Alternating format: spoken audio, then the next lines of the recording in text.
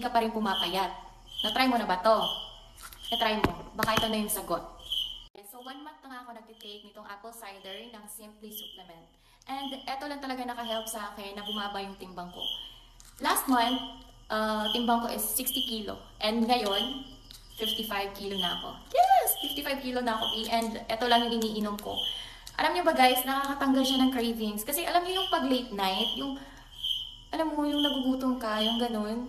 Kasi ako, pag late night, nagti-tiktok, may dumadaan sa FYP ko, mga pagkain, mga mukbang, talagang nagugutom ako, B.